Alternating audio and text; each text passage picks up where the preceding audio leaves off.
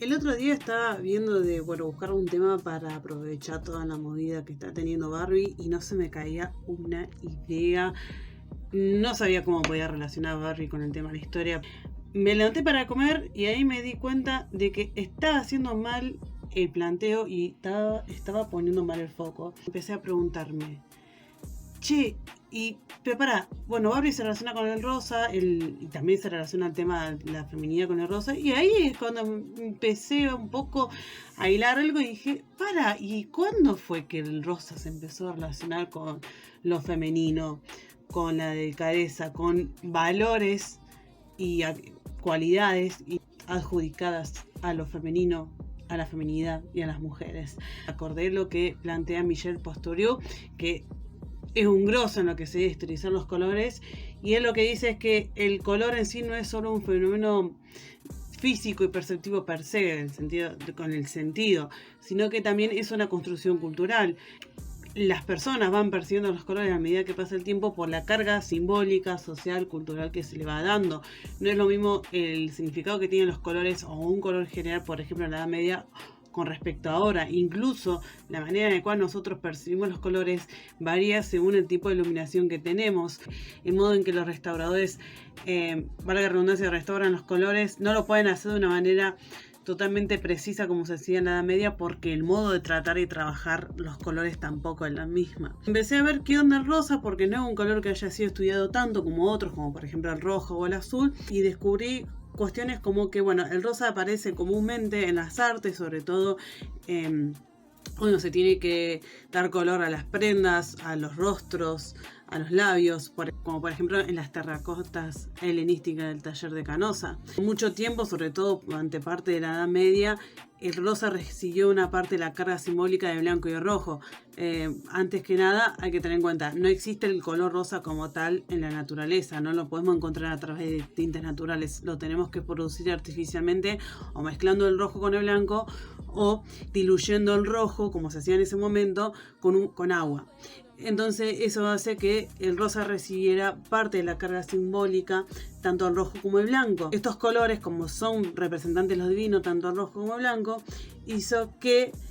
cuando se mezclan perdieran su vehemencia para expresar un poder o para expresar cierta espiritualidad. Por eso, en muchas representaciones, tanto en la Edad Media como en las modernas, lo encontramos al rosa, en representaciones como por ejemplo el Niño Jesús, y en Cristo también, y de muchos santos, como por ejemplo San Juan Bautista, San Juan Evangelista y San José, porque se le adjudicaban valores o cualidades como por ejemplo el compromiso con Dios, la renuncia a la vida material, la fe en la vida ultraterrena, en contraposición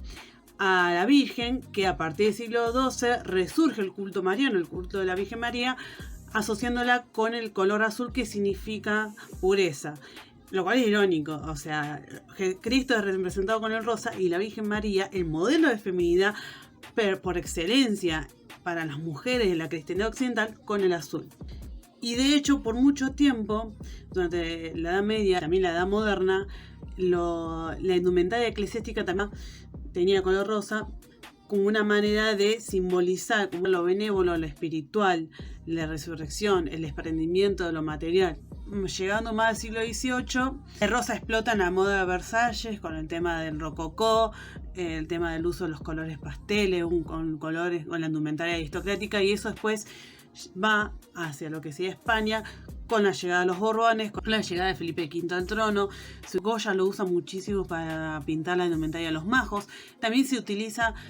para representar el traje de los toreros. O sea, decime una persona que represente más la masculinidad y la virilidad que los toreros. Partes del traje del torero, es decir, el leotardo, era representado y era pintado de rosa. Para el siglo XVIII, lo que dice Posturiu es que el rosa, lo que él denomina el semirrojo, empieza a ser relacionado con la ternura, con la delicadeza de lo femenino. Un rojo tenue, por eso semirrojo, que es despojado del carácter guerrero propio del color rojo, al ser diluido, como expliqué recién. Y eso se va a intensificar durante el siglo XIX, sobre todo después de la Revolución Francesa, donde deja de tener preeminencia este rosa cococó por un rosa más pálido, más tenue, propio de los valores más de humildad y de la ropa más humilde que intenta instaurar la Revolución Francesa. Del siglo XIX se empieza a intensificar esta relación entre Rosa y la mujer,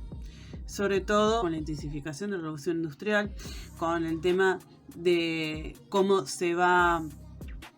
expandiendo cada vez más la producción en masa de tejidos, que ahora empieza a ser de un consumo más abarcativo para el resto de la sociedad, cuando antes era un producto de lujo, sobre todo a partir del mediado del siglo XIX, con la creación de los tintes sintéticos o químicos, sobre todo con el avance de esta familia nuclear, la regulación del trabajo femenino y de los niños, lo que habilita que la mujer empiece a ser más recluida en el hogar y que se empiece a promover una imagen de lo que se denominaba el ángel hogar, es decir, la mujer dedicada al hogar, a la tarea doméstica, al cuidado de los hijos. Ustedes saben los valores tradicionales, Dios, patria y hogar. Obviamente hubo mujeres y figuras que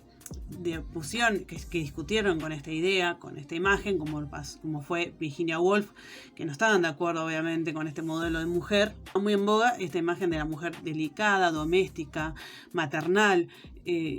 dedicada al cuidado de su familia. Esta imagen de ángel hogar empieza a ser cada vez más relacionado con el rosa, y la actividad de comprar ropa en sí empieza a ser cada vez más una actividad relacionada con lo femenino, y al mismo tiempo el hombre va desterrando el color rosa de su propia indumentaria.